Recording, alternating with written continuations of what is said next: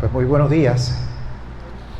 La semana pasada Nanette y yo regresamos de un viaje por los países nórdicos, por Noruega. Iván estuvo también hace poco en Islandia. Y Islandia creo que era una provincia de Noruega en algún tiempo. Viajar es algo maravilloso porque te das cuenta de cuán diferente puede ser la gente, pero a la misma vez cuán similares somos unos con otros.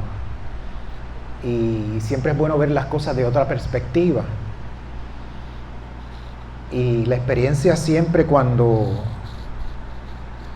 voy a estos países es a pesar de que tienen un sistema económico igual que el nuestro, a pesar de que quieren tener las mismas cosas que nosotros queremos tener, libertad de expresión, dinero para viajar y para comprar sus cosas, etc.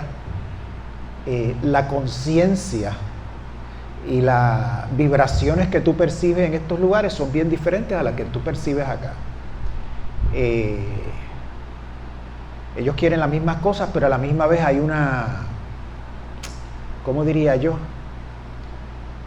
Un pensamiento común, un deseo común de que todo esté funcionando bien, de que todo el mundo tenga lo que necesita, de que el gobierno, a pesar de que cobran unos impuestos altísimos, te provea unos servicios de calidad, que las cosas estén marchando como deben marchar, que los lugares públicos estén bien cuidados, que se cuide el medio ambiente.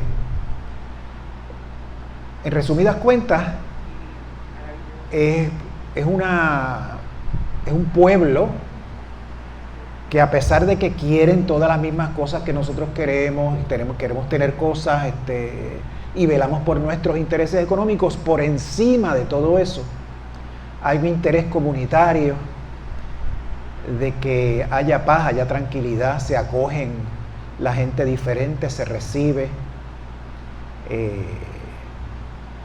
Tú no ves rechazo. En un lugar que tú vas y los guías no están hablando mal de la situación ni del gobierno como en otros tantos lugares que he ido. La gente está feliz, la gente está contenta. El clima es otra cosa, pero la gente está feliz. Y eso me pone a pensar de que sí, hay unas formas diferentes de hacer las cosas que pueden funcionar mejor. Y que es menester de todos nosotros trabajar hacia esa meta, de que todo funcione como tiene que funcionar, como debería funcionar. Y eso es porque todo lo que existe en el universo, absolutamente todo, tiene el mismo origen. Toda la creación está unida, pues todos los elementos que nos componen a nosotros, nuestras moléculas, nuestras células, los átomos que nos componen, los tejidos, etc. Todos esos elementos fueron creados dentro de estrellas que ya no existen. Por lo tanto, nosotros, si venimos a ver, somos polvo de estrellas. Somos parte integral del universo. A cada criatura del planeta le une un código genético que tiene mucho más cosas en común de lo que tiene diferencias. Desde la más ínfima y primitiva bacteria hasta nosotros, que tenemos el órgano más complejo del universo, que es el cerebro. Y todo esto está esbozado en los principios de Unity. El primero afirma que Dios lo es todo. Por lo tanto, nosotros, si Dios es todo, nosotros somos parte de ese todo. A nuestras moléculas, nuestros átomos, formar parte o ser parte de el vasto universo donde habitamos. El segundo es que todos somos criaturas divinas y lo divino está y se manifiesta a través de nosotros. Si Dios es el universo completo, toda la existencia, a través de nosotros, esa divinidad se está manifestando constantemente. Nosotros somos el universo consciente de sí mismo. Y el tercero dice que todo nuestro entorno lo creamos con nuestro pensamiento, que está unido a la mente divina. Por lo tanto, todo, absolutamente todo está entrelazado. Y somos una unidad. Somos lo mismo. Solamente de todas las criaturas, solamente el ser humano es capaz de poder ver esto, es capaz de poder percibir esa realidad. Y a pesar de que todos somos uno y de que todos estamos unidos a lo mismo y todos pertenecemos a ese universo maravilloso que es Dios, porque Dios es todo, hay personas que están en posiciones de poder y privilegio que utilizan el poder de estos gobiernos que hemos creado para proteger su posición social y su posición económica, en especial cuando su agenda personal no es consona con lo que necesitan las personas que viven a su alrededor, el pueblo. Jesús nos llama a hacer justicia distributiva, no nos llama a la caridad, porque la caridad es dar de lo que te sobra, mientras que la justicia distributiva lo que está buscando es que todo el mundo tenga lo suficiente para vivir una vida digna, lo necesario para vivir, que tenga comida, que tenga techo, que tenga educación, que tenga salud, etcétera, ¿no? Porque si alguien tiene más de lo que necesita, mucho más de lo que necesita, posiblemente se lo está quitando a alguien que lo necesita.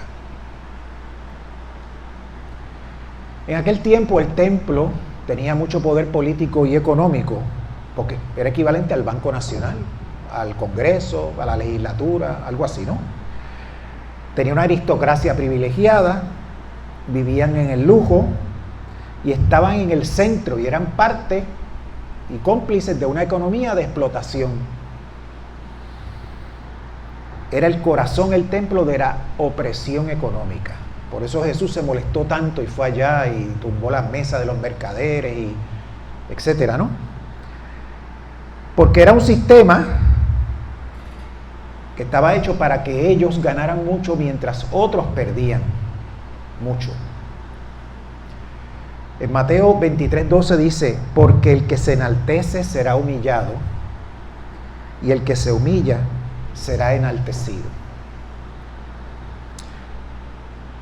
Y esto es así porque la pobreza es una creación de nosotros, es una creación humana. Y Jesús nos enseña cómo redistribuir esa riqueza con el amor hacia el prójimo. Y ejemplo de esto es el milagro de los panes y los peces.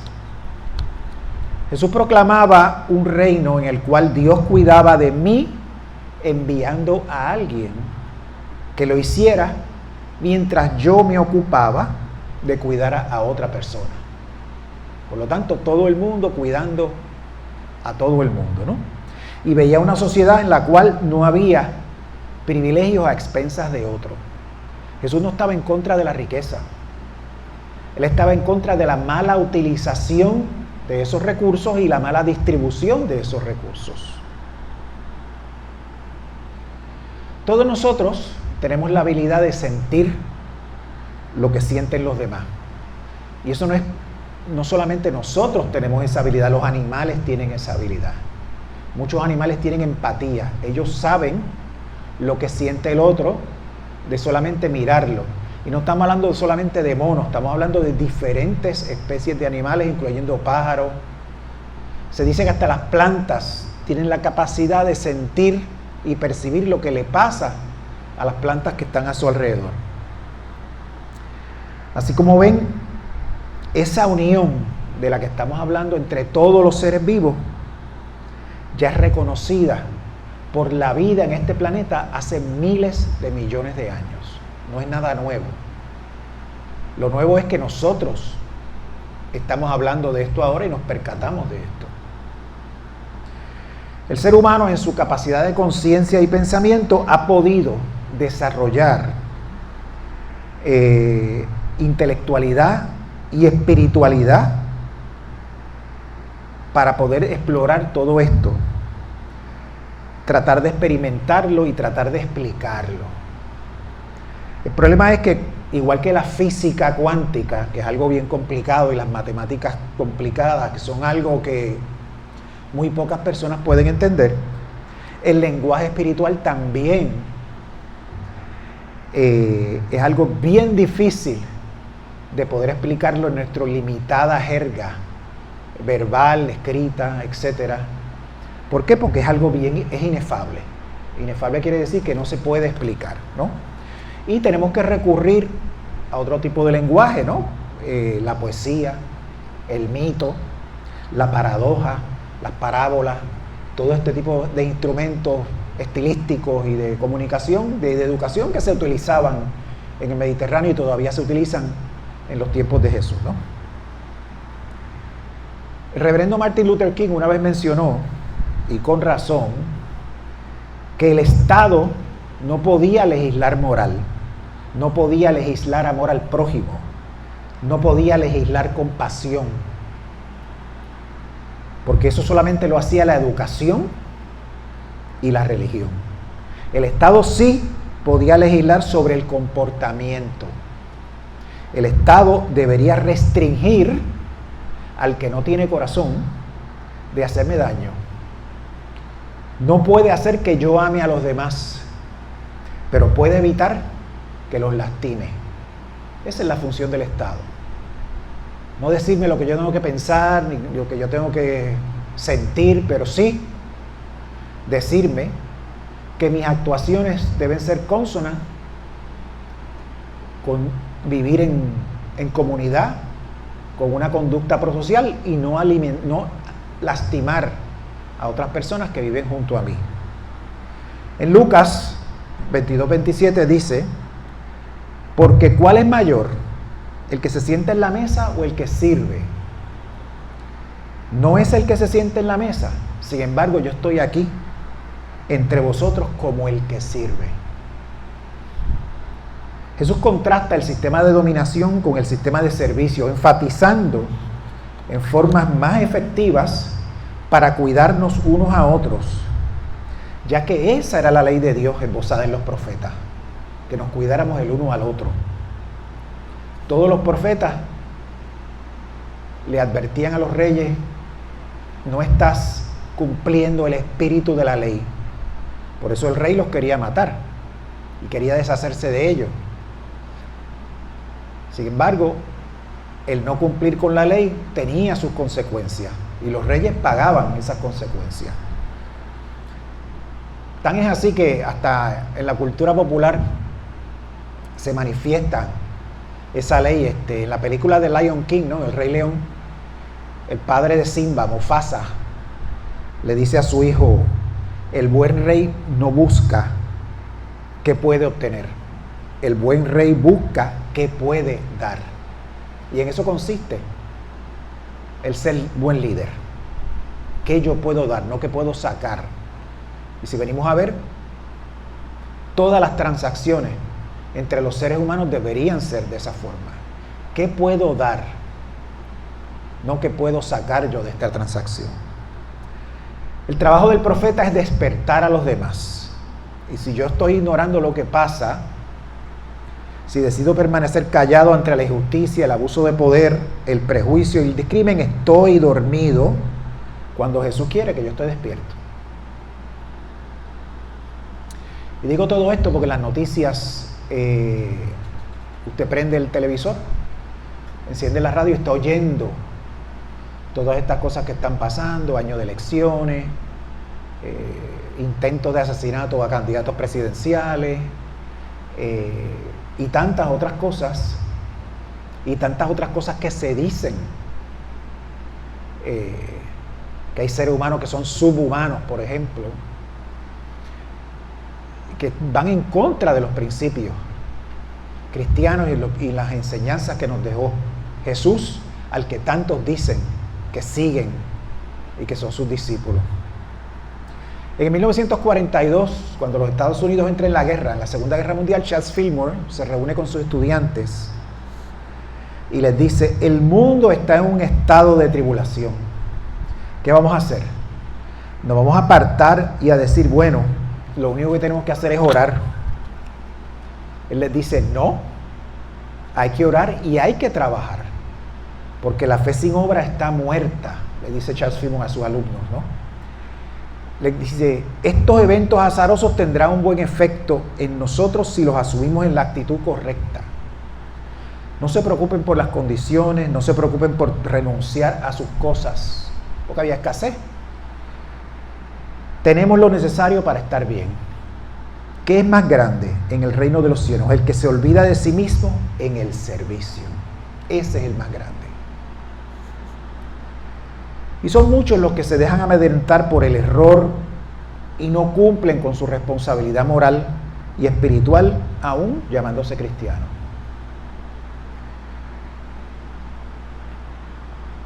El hijo de nuestros visitantes tiene un reto. Y posiblemente es un reto bien difícil para él y para ellos, que son sus padres. Pero los retos están ahí para ayudarnos a crecer, para ver las cosas de otro punto de vista. Yo he tenido experiencias terribles, experiencias cercanas a la muerte, que en ese momento eran terribles, pero que a partir de ese momento la vida tomó un giro muy diferente al que tenía antes de esa experiencia. Y no fue porque la vida cambiara y el mundo cambiara y de repente todo fuera diferente, fue porque yo cambié. Mi punto de vista cambió, mi forma de ver las cosas cambió. Una vez cuando fui a estudiar a Estados Unidos, en los primeros 6 meses vine a Puerto Rico a hacer algo del trabajo. Y cuando llegué aquí encontré la isla tan cambiada. Y yo decía, Dios mío, pero ¿cómo va a ser que en 6 meses esto haya cambiado tanto? No, esto no fue lo que cambió, el que cambié fui yo. Por eso es la importancia de los viajes. Uno va a un viaje, está 1 semana, 2 semanas en un país extraño. Si uno es inteligente y si uno se permite absorber todo lo que está viendo alrededor y sentirlo de verdad, cuando el que llega no es el mismo que se fue. Y empiezas a ver las cosas diferentes. Y los retos son como prender la computadora y darle y volverla a encender, que se reprograma, se limpia y todo ese tipo de cosas y funciona mejor. Para eso están los retos. No es para lastimarnos ni para hacernos que si nos sintamos tristes, es para que crezcamos, para que seamos personas diferentes una vez venzamos esos retos. Porque tenemos que subir ese obstáculo y desde arriba se ve la cosa diferente, ¿no? Y cuando bajamos de nuevo, ya tenemos una visión más amplia del camino que vamos a recorrer, ¿no? Mientras exista un gobierno del Estado, este gobierno debe aliarse con los que no tienen, con los más vulnerables, porque el gobierno está hecho para proteger a esa gente. No solamente está hecho para permitir que la economía fluya y todo fluya, sino para proteger a los que dentro de ese fluir se quedan estancados y evitar que los que están fluyendo lastimen a los demás. Y Jesús nos llama a estar al lado de esa gente y no al lado de las agendas de los poderosos y los privilegiados. Por eso fue que lo crucificaron, ¿no? Hay que recordar siempre que el más grande no es el que se sienta a que le sirvan, es el que sirve. Y todos nosotros quizá hemos tenido experiencia de que estamos, por ejemplo, en un restaurante y hay alguien en una mesa aledaña que se molesta con el que viene a traerle la comida, que se molesta con el servicio y se queja. Y todos hemos visto alguna vez en la vida que alguien forma un escándalo por eso. ¿Por qué? Porque el que se sienta allí a que le sirvan se siente más grande del que le está sirviendo. Y no es así. Y no es así. El más grande es aquel que se olvida de sí mismo y se pierde sirviendo a los demás.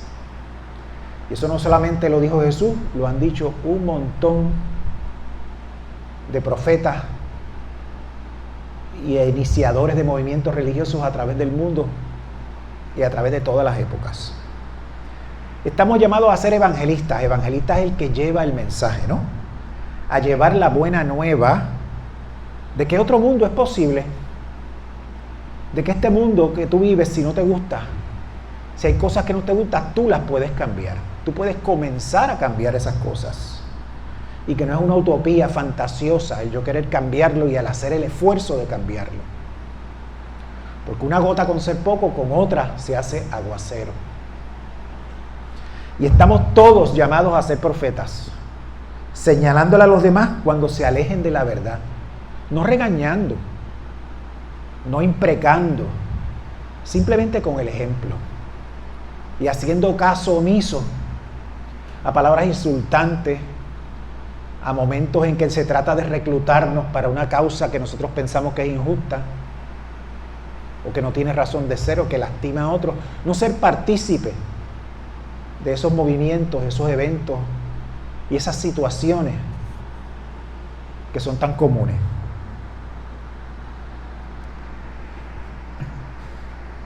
Nosotros estamos llamados a señalarle a cada persona, a mostrarle el camino hacia el reino, viviendo el reino todos los días, porque el reino está en el espacio que nos separa a ti y a mí. En esta distancia personal, ahí es que está el reino. Y cómo yo me porte contigo, qué yo hago contigo, qué te digo, qué te doy. Eso constituye el reino de Dios. No es mañana, ni es el año que viene, ni está a la vuelta de la esquina, ni es en la iglesia, ni es aquí, no. Es aquí y ahora, en este espacio, dentro de mí también, en mi actitud, en mi comportamiento, en mi pensamiento, en lo que yo digo, en lo que dejo de decir. Ahí está el reino. Y ese reino lo podemos hacer aquí y ahora, en este momento. Hay que vivir ese reino todos los días. Esa fue la encomienda que nos dejó Jesús cuando dijo que vayamos por ahí a predicar su evangelio y su mensaje. No era que fuéramos por ahí a obligar a la gente a creer lo que yo creía. Era dando el ejemplo, hablando palabras de verdad, demostrando amor hacia los demás, tratando a la gente como quiero que me traten a mí, dando de mí hacia los demás, dando lo que yo tengo para que el otro esté bien también.